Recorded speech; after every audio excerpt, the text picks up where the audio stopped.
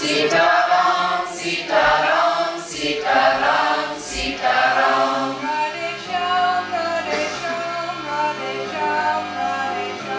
Radhe Shyam, Radhe Shyam, Radhe Shyam, Radhe Shyam. Hari Bol, Hari Bol, Hari Bol, Hari Bol.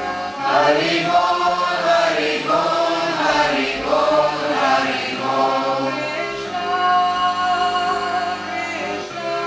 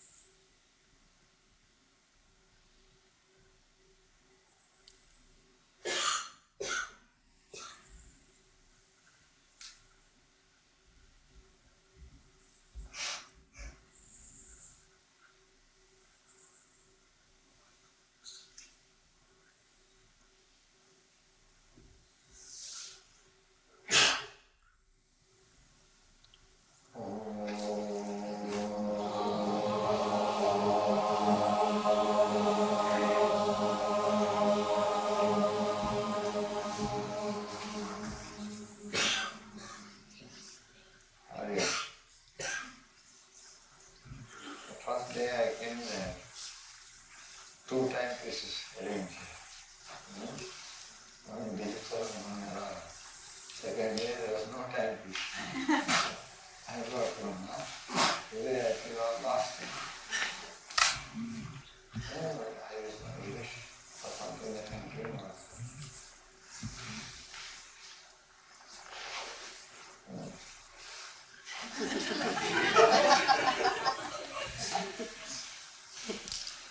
Because the 8 is a very peculiar formation after 8. Because it is 52, it looks like 5 standing before a mirror or 2 standing before a mirror. They are identical, only opposite. 5 and 2. They look alike. It's something like this. Because 2 starts with this, 5 starts with this. Take them now. So it's really quite. Take a look at it.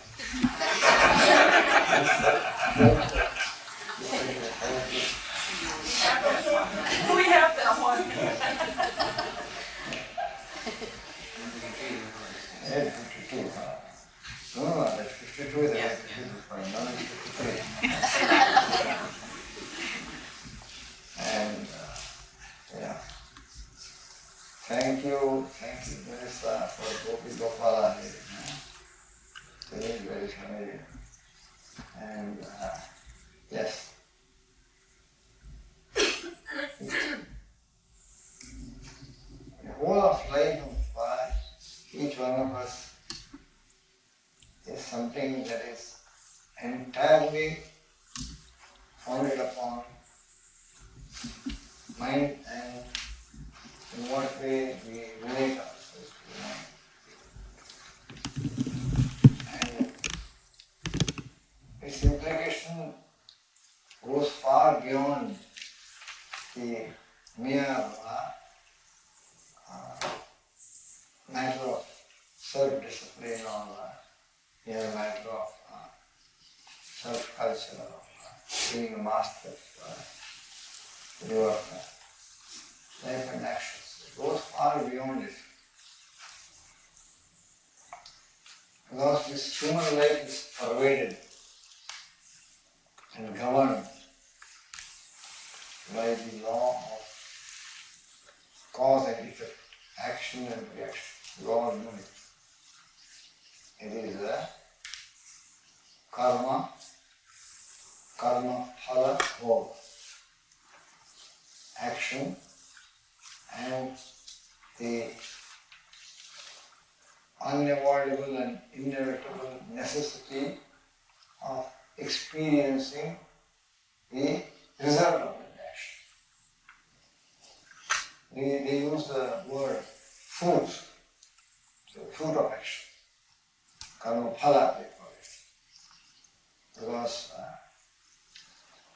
if you sow a certain seed, the end product of that seed is a fruit. Okay? And if the seed is that of a tree which produces bitter fruit, naturally the fruit that comes out of that seed will also be bitter. If the seed is of a tree which produces sweet fruit, if you sow that seed, the ultimate fruit that comes out of that tree which grows from the seed will also be a sweet fruit. It is as day follows night or night follows day. And the most telling way in which the operation of this law, functioning of this law, the most telling way in which this operation has been put is in one of the sermons of Buddha. He says, as the wheel of this chariot surely follows the hoofs of the horse, even so the result of the action of man follows the action. And the wheels of a chariot follow the hooves of the horse that is drawing the chariot. Even so, the inevitable fruits of your action are bound to follow in the wake of the action. As the action, so the fruit of the action.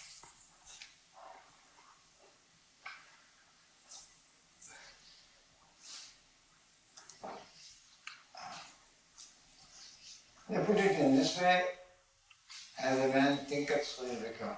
But it is put biblically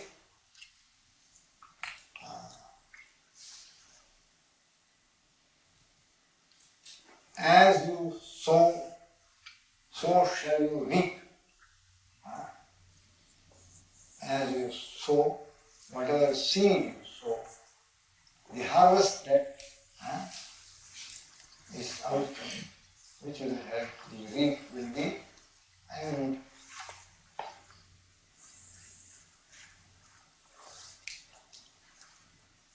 the Master Jesus put it this way.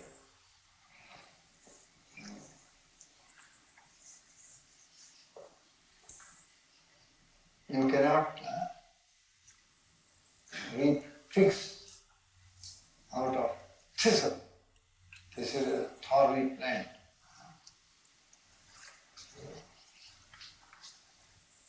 Neither can one sow and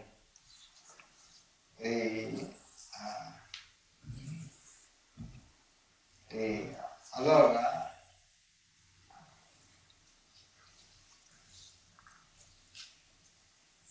more foreboding, serious aspect of this is brought about a well-known saying. He who sows the dragon's teeth shall reap the whirlwind. Okay? This is from a Chinese thing. If you sow the dragon's teeth, you will reap the whirlwind. As you sow, so shall you reap. Now many people talk about the theory of karma. I did not like it when they spoke about the theory of karma. Now I become positively annoyed. There is no theory of karma. It is law. It is something that has been discovered, experienced, known to be a fact that governs human life. And therefore, there is a law of gravitation which made the apple to fall and Newton suddenly discovered. Just as there are these laws, this also is an immutable law. Law of karma and the inevitable, unavoidable necessity of experiencing the fruit of karma. This law leads us to think twice before we act. Be wise and be careful about the actions we engage in. Because each action is in the nature of the producing of a seed, sowing of a seed. And this law making us now aware of the need to guard our actions. The next step is, what is the source of our action? Why does a person act in a particular way? What it is that brings about an action? They said, it is your inner thought. You think and then you manifest that thought in the form of an action. Thought translated upon the outer takes the form of an action. It may be a verbal action. If you think an angry thought, you utter an angry word. it may be an actual physical action. You think a very angry thought, you raise your hand and give a blow to someone, strike someone. This is common human experience, observed fact. There is no argument about it, no. There cannot be two opinions. See? According to the state of mind, according to the thought that is dominating the mind, out comes the action. You show it upon your face, with your eyes. Compassion expresses itself in a particular way, kindness expresses itself in a particular way, anger, ill will, hatred, all these things express itself. You cannot hide it. Or in the power of the word, and the form of action. So the source of human action is human thought. So already it is there in the mind. And unless you know how to control the mind, it will manifest itself in action. And then you have to pay the price of your action. So if you see this inevitable sequence, ultimate end product is something which you yourself, it remains ultimately upon you. In the long run, you have to undergo the experience of each one of your actions that you bring about. When you see this sequence, then you begin to be concerned, you begin to ponder, you begin to see, yes. The controlling of my thoughts, the kind of thoughts, is an absolute must. If I have to control my future, if I have to shape my future, if I have to decide what I want to come to me tomorrow, day after tomorrow, in the future, yes, I do not want to reap a harvest of suffering and sorrow for myself. I would like to reap a harvest of happiness, peace, satisfaction, honor. I do not want dishonor, I do not want pain and suffering. Then you had better work for it now. Okay? The present is the time where you create your future. And the creation of the future is in the form of actions of the present. And therefore, the actions of the present, all actions being the outcome of human thought previous to it, okay? Human sentiment, human emotion, motivation, human attitudes, then we begin to dawn upon us the control of our thoughts, the rejection of certain types of thoughts, not permitting the prevailing of certain types of thoughts, and encouraging the prevalence of certain types of thoughts is the most important thing for me and for others also, as we discussed this morning. If you want to give happiness to those who are part and parcel of your life, for example, within the family setup, in your own domestic front, you have to make yourself a good person to be a member of the family, a good neighbor to your neighbor. See? Then your family experiences the result of your goodness in the form of happiness, harmony, peace. If you cannot get hold of your mind and control your thoughts and make of yourself a pleasant and good person, the repercussion of it is that your family suffers.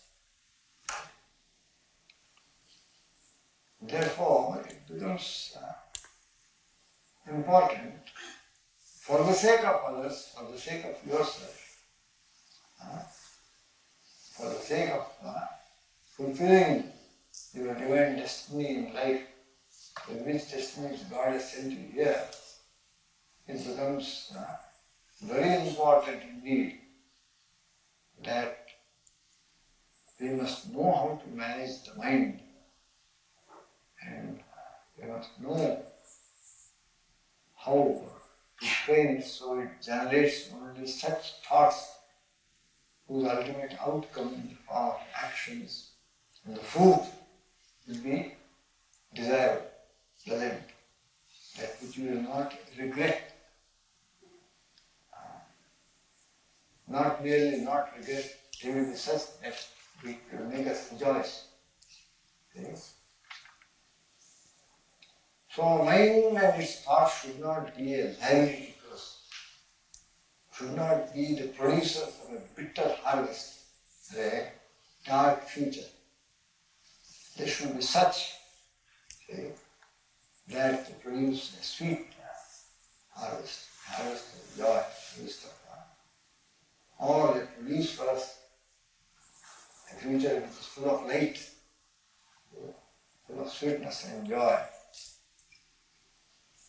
Therefore, if you have to work for such a future, and that will be the outcome of present actions. The actions have been the source in the mind. We now see everything clear. See? The need of training the mind, thought culture, the need of controlling mind, and seeing that it does not become a prolific source of wrong type of thoughts, leading to wrong type of actions. That need becomes self-evident. It becomes very clear for our own sake, for the present as well as the future. We have to keep ourselves, get ourselves in hand.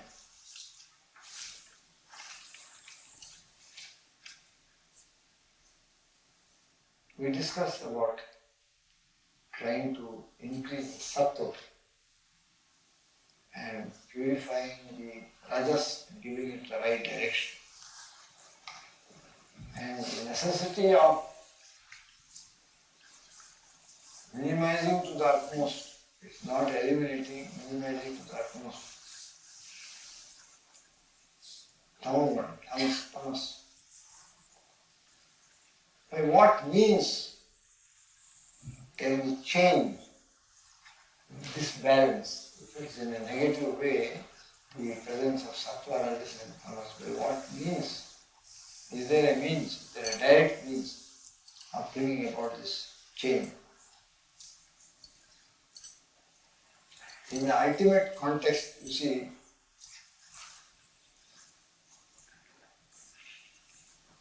there is within us a wish-yielding tree. A wish-yielding tree. See? Whatever you ask, it gives. So you better be careful about your desires. See, in the ultimate context, see, what is it that the deepest within you desires? See?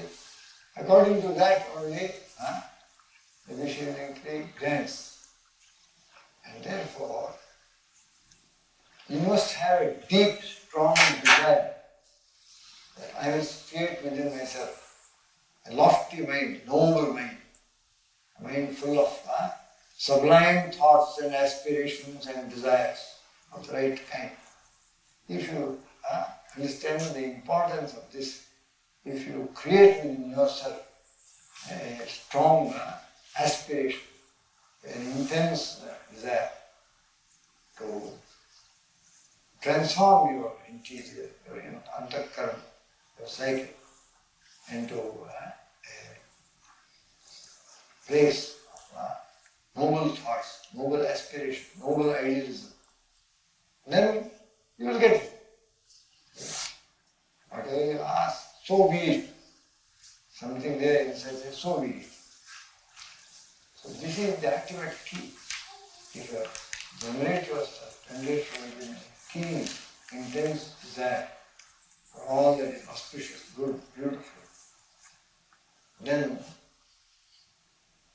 the result is bound to so whatever you aspire for comes. That is the ultimate truth. But in the meantime, until we begin to see this truth clearly, so know clearly what I wish to become, that is what I will become. It is not any external force that drives me in any specific direction. It is what direction I wish to go in. That is the direction my life will take.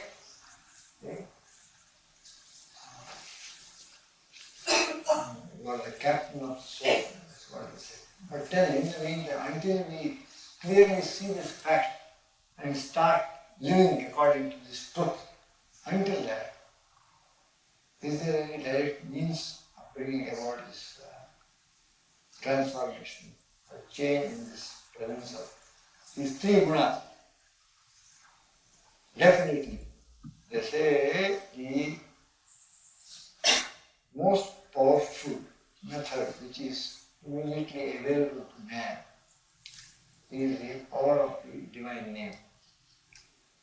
If we invoke the power of the divine name and systematically begin to practice the divine name, the power of the divine name is such because it is God's power. Through the constant practice of the divine name, slowly but surely, there comes about a gradual change in the entire state, the entire inner nature of your being. Gradually, powerful vibrations created by divine name, and also the power of the feeling that you bring into your chanting, the bhav, spirit with which you chant the divine name.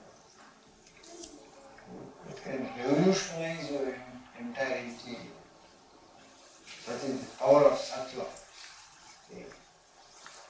That fills divine name is absolute sattva. There is no tamas. It's pure light. And through the systematic practice of the divine name, the genuine feeling, you can completely transform your interior from passion to peace, from impurity to purity, from weakness to strength, from weakness to strength. All things can be overcome. And so the practice of the divine name is a great weapon given in the hands of the seeker. The power of the divine name can transform the interior because nothing else can reach. Yes, there is something else that can reach inside. Power of idea, power of thought.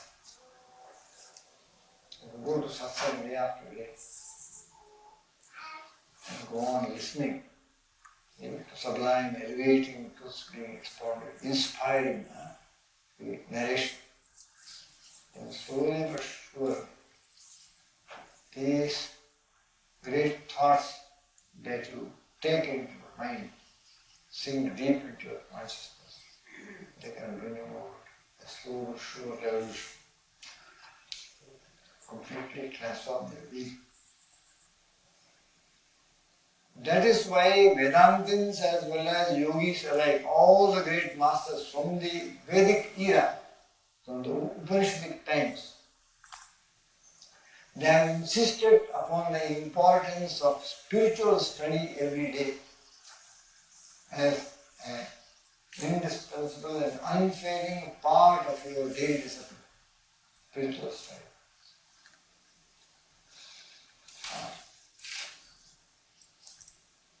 In Taittiriya Upanishad, it says, you should never neglect your daily spiritual study, Swadhyaya. In Upadesha Sahasraya of Adi Shankaracharya, Jagadguru Adi Shankaracharya, he says, study the Vedas every day, study the Vedas, and act according to the injunctions therein. This is the shloka of Adi Shankaracharya. Study and act according to the injunctions you come across in your study.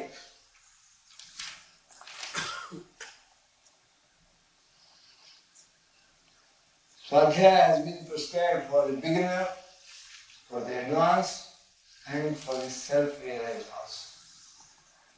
All this Swadhyaya, but different books, different scriptures. And as the fourth of the 5 niyamas that constitute the second step of Raja Yoga. First step is yama, second step is niyama. Cleanliness or external and internal purity. Contented frame of mind, a positive frame of mind. Self-control and austerity. Then spiritual study. Then comes surrender to the divine will. Shauch, santosh, tapas, swadhyaya, ishvara pranidhana. These constitute the niyamas, the spiritual injunctions, spiritual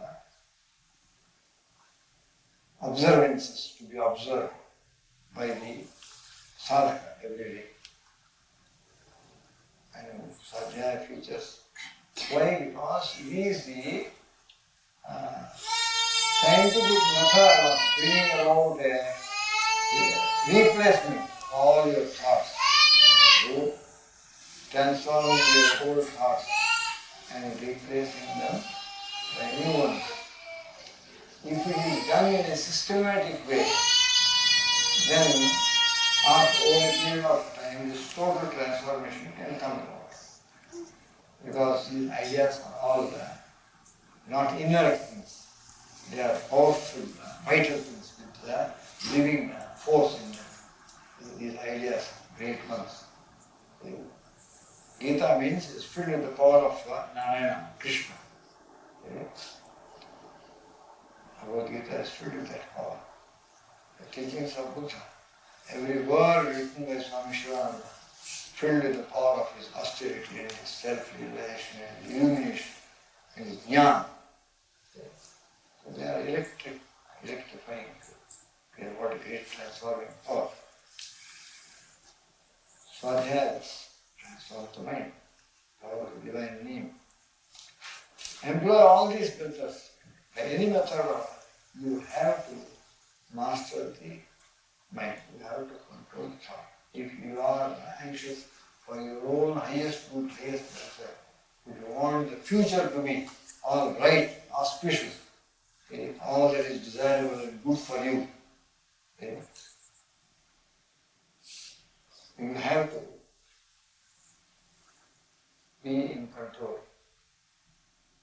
Because of the operation of the law of karma, that being the pervasive law that governs your life and actions. Gurudev put it in a very, very short and very compact manner, but telling manner. Sow a thought and reap an action. Sow an action and reap a habit. Sow a habit, you reap a character. Sow a character, you reap a destiny. Thought ultimately is the key to your destiny. As you think, so you will behave, so you will act. And as you persist in a certain course of action, it will become a habitual thing. habit will become your second nature. That will become you. What your thoughts and actions are. That will become your character. And upon that will depend your destiny. Just as Shankaracharya in one of his slokas connected satsanga with self-realization, liberation. There is a reason for it, because it is in satsanga the process of transformation takes place. It is in satsanga that you are exposed to sublime thoughts, sublime ideas. And the intake of these ideas, they start working inside. They are dynamic, they are living. They will become a transformation in your whole character and behavior. And ultimately that decides your destiny.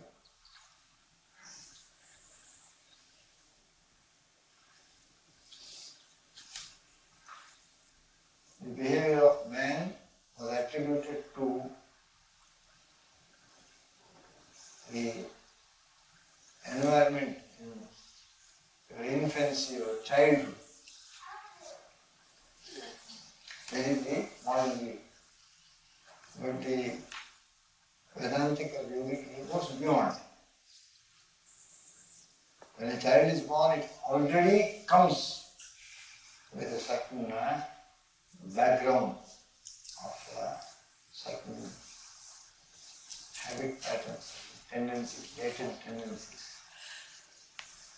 Now, the significance of this is to be considered. The Yoga Vedantic knowledge of man and his human nature has given us the insights into what is called sanskaras and asanas. Sanskaras and asanas. Sanskaras are latent impressions of many actions and experiences and perceptions of past incarnations, past life in another body. Not merely confined to this birth, this body, this infancy or this childhood, early experience, not only going beyond. We speak of samskaras, latent impression. We speak of vasanas. Vasanas are more powerful than sanskaras. Sanskaras are there. They can also produce certain types of thought, but vasanas can go down to certain types of thinking and action. Because it is dynamic, it contains a little more of the actual living force. They call sanskaras latent impressions, they call vasanas latent tendencies. It means an individual soul is born in this world with certain built-in predilections towards certain particular direction, certain built-in inclinations to act in a particular way, move in a particular direction. But then, don't think that you come burdened with this liability. Okay? This does not merely mean that you will come with a load of inauspicious tendencies and okay? That is only if you have been underlaid and a total stinker in your previous life. So it is not always like that. This may mean something wonderful. You may be born into this world richly endowed with many auspicious tendencies. Because if your previous birth has been filled with a lot of positive karmas, say sublime noble actions, You might have performed sadhana in the previous birth. You must have prayed a lot in the previous birth. You might have practiced meditation. You might have had the company of some great teacher. Then you will come richly endowed with a great wealth of positive, latent tendencies, inclinations, spiritual inclinations. And this is hinted at very, very clearly in Bhagavad Gita. If you have already been in the path, in this life, you are taken to the spiritual life, even in the previous birth, nothing is lost. Whatever you have done, whatever you have accumulated, when you have to depart from that particular body, all that is your, those who know bookkeeping, they will be able to understand. After you have filled with figures, the entire page, and then it is finished, no more place, you turn the leaf. And the first entry in the next leaf is BF. What does BF mean? I don't know the American terminology. Brought forward. So the previous total of the previous page becomes the beginning, commencing total of the next new page. And then you go on already, so this is transfer. Maybe in America they call it CF, carry forward. But anyway, so you come with this wealth of previous samskara, and then you are very much, you are what you call a big advantage. You are not handicapped. Come with big advantage, richly enough. So now, these samskaras and vasanas are the source of your thoughts and actions. Because from where the thoughts emerge upon the surface of the active mind? We take the present. From where do these, it is not known. The materialistic psychologists say they are emanations from the brain cells. Emanations from the brain cells. Brain cells may be, you may affirm, may be said to contain life principle. Ultimately, they are all electrical impulses, they are told.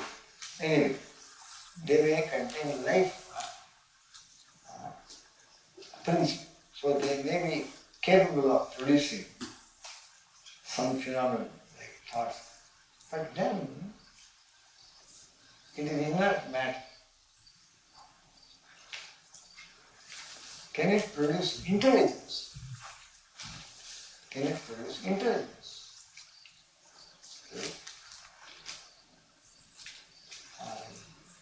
They are working upon trying to invent a thinking computer, intelligent robot.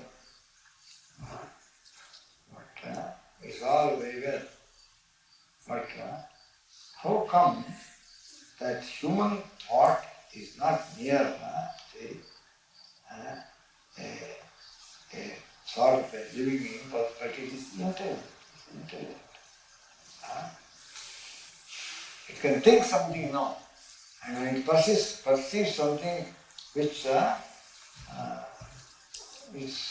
sees to be contrary to what it thought, immediately it can change thought. In one moment, you may be talking to someone, and they say, okay, all right, here, take this advance. $25. And suddenly, something in the person, they say, oh no, this person seems to be, there's something fishy. No, you change your mind. Suddenly. what brain cell can make you act in such an intelligent way? You are about to do something, you thought something, and you are about to take a step in accordance with that thought, then you perceive something. Suddenly a suspicion comes. No. I am being foolish. You change your mind. Such intelligent, process of thinking, observing, perceiving something, immediately changing your thought, all that a phenomenon like a brain cell is constantly dying, constantly being renewed. It cannot be over. Consciousness is beyond brain. Intelligence cannot be produced out of inert matter. This will be branch off into metaphysics.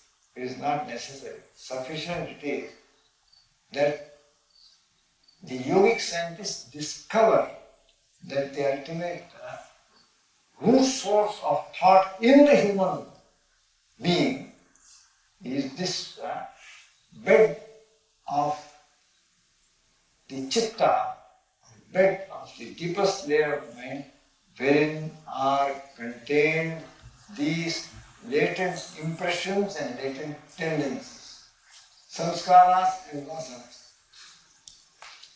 It is from there. So these samskaras and vasanas, as if they are of a particular nature, they will produce a particular type of thought. If they are of a different quality, they will produce different kind of thought.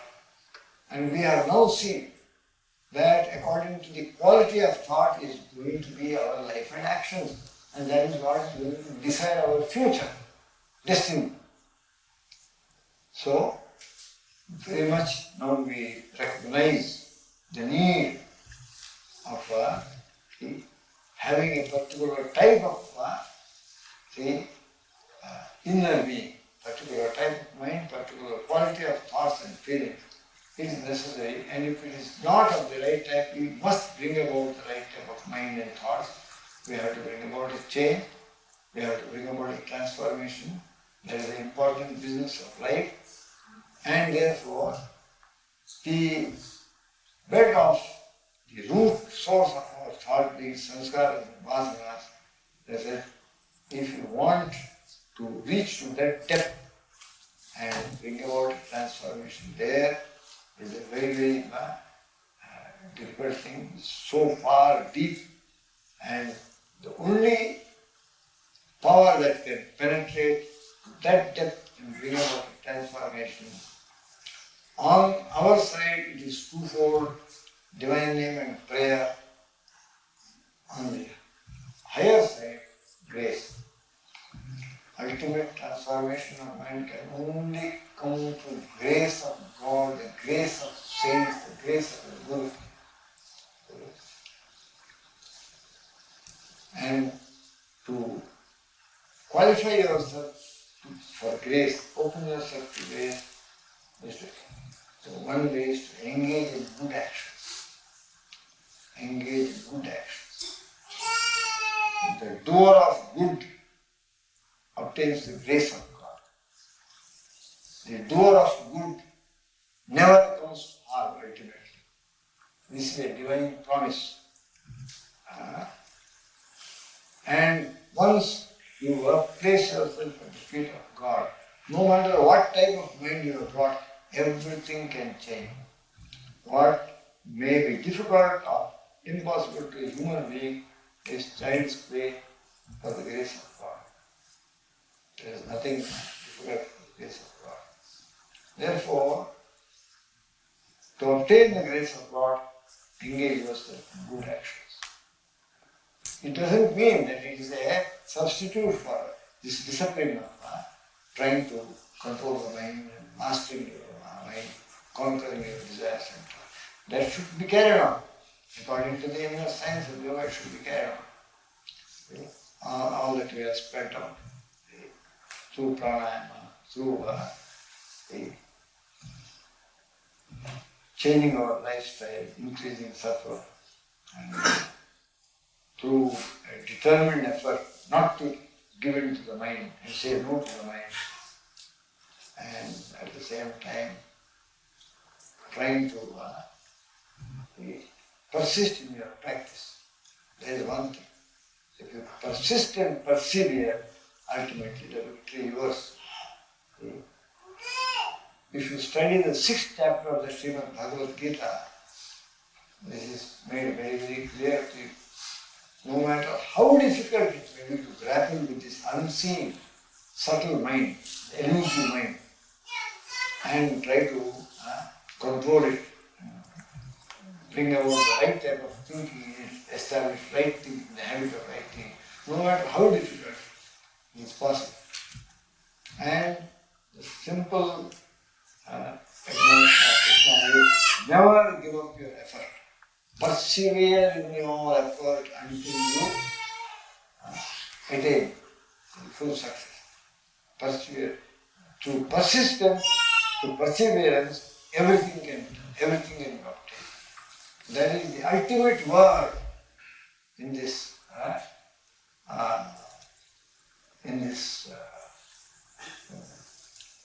matter of mind mastery. The ultimate word is the Lord Krishna. See, he says through abhyasa. But what is it that comes in the way of this persevering in your right course of action and discipline? And that is human weakness. You make up your mind, launch upon a course of self. After some time, your foot slips and, as they say, you're down. That is because you allow yourself to be slack. If you slacken, if your vigilance slackens, and if your alertness is a little bit slackened, down you go. Therefore, to keep on supporting and sustaining your persevering efforts, persistent efforts, you must see that you are always alert and vigilant. Don't allow backsliding. So this is the corollary. He says, O Kaunteya, O Arjuna, I admit, very difficult indeed is the mind to be brought under control. But you can absolutely bring it under control through persistent, persevering practice supported by vairagya. Vairagya, this passion, not allowing your mind to be once again attracted and dragged down, pulled down by the attraction of sense pleasures and sense objects. So these are inseparable. They have to go together. See? If you are diabetic, you must take insulin and you must strictly avoid starch and sugar. See, if you take insulin and also polish of lot of ice cream and starch and sugar. So both have to go together. Abhyasa and vairagya. Doing that which ought to be done and refraining from that which is inimical to what you are engaged in doing. Okay? Abhyasa and while doing all these things, open yourself to the grace of God by refraining from that which is against His will and engaging in good actions and placing ourselves at the feet of the Lord. In this connection, two great assurances are given to man by the divine world teacher Lord Vishnu. Kaunteya pratijanihi name bhakta pranashyati. O Kaunteya Arjuna, know this very, very clearly. My devotee never perishes. My devotee never comes to grief. Ultimately, I am behind. He will ultimately attain victory. Kaunteya pratijanihi name bhakta pranashyati. And then, in another context, he says, Nahi kalyanaka kaschit durgatim tata gacchati. O beloved one, tata is an endearing term. Nahi kalyanaka kaschit durgatim tata gacchati. O my beloved one, know this for certain. The doer of good never comes to harm. See, he may be tried, he may have to undergo difficulties. See, he may have to suffer from hardship, but he never comes to harm. I protect. Many of the Psalms, express the same trust in God's goodness and protection.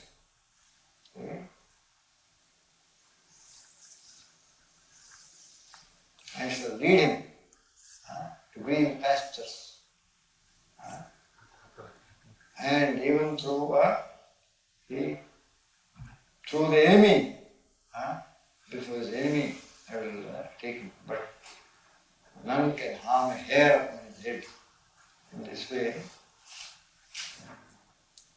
So these are all factors in our great task of attaining self-mastery.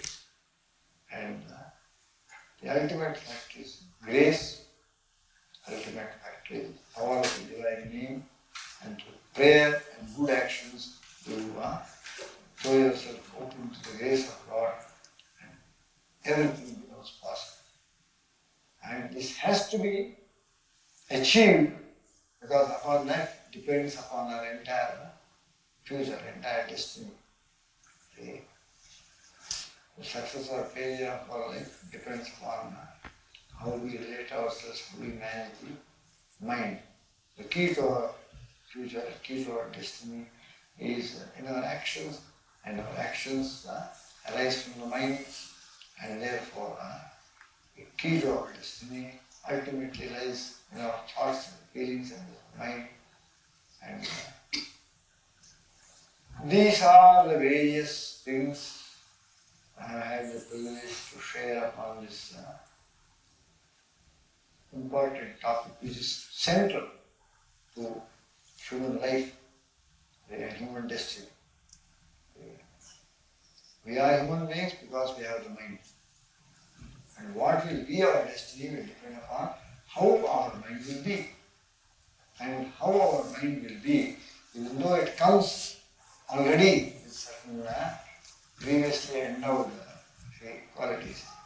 But now the key to its transformation is in our hands. What we want it to become, we can make it. God has given us this ability. And I refer to you as the salt of the earth this morning, and I refer again to this because you are richly endowed in this life, for God has given to you these great insights by having brought you into contact with the life-transforming thoughts of the greatest master minds of this human world. Thanks to printing technology, thanks to audio cassettes and video cassettes, and we have got access to all the highest and sublimest of thinking and teachings and thoughts ever produced in this human world. And so, our 20th century may be a very troubled 20th century, but we who dwell in the 20th century are one of the most richly endowed generation in human history. Recognize that. Okay? Never has there been a generation in human history so richly endowed with wisdom, with knowledge, you see, with light on life, okay? And clear-cut, practical techniques of attaining perfection. Okay? Grasp this opportunity and come out victorious. God bless you all. Hari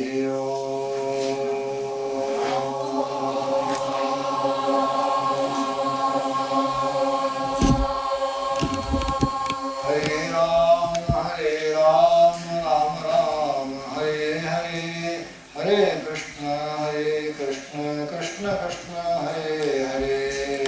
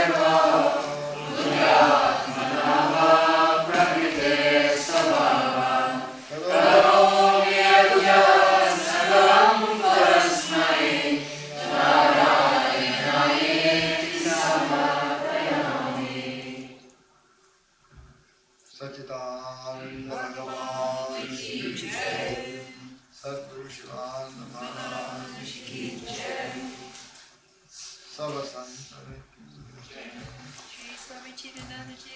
Yay! 90 brothers should not observe Muna. If we keep silent, how am I to know what to say? Something like that.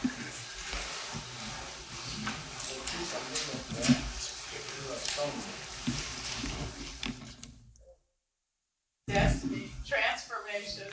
Yes. We're all on the pathway. I've experienced some interesting turns in my life. And speaking of fruits, I would like to present you with a copy of my book called Silent Strength, which really is representative of the first, I would say the first fruits of my thoughts. You have already seen the printing of this book, Linda? You've already seen it? No, have you seen it? Oh, have I seen it? Yeah. Only in my mind.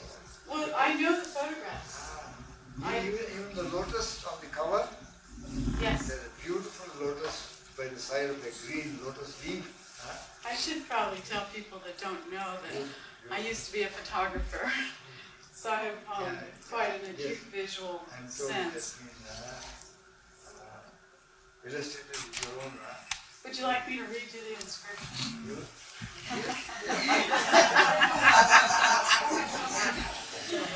Okay. This is Swamiji with reverent and radiant celebration. Thank you. Thank you. Yes. Okay. Okay today, huh? Well, it's only the first step on the road. If you keep on taking the first step, you will soon come to the last step. Let's hope so. The longest journey is only one step.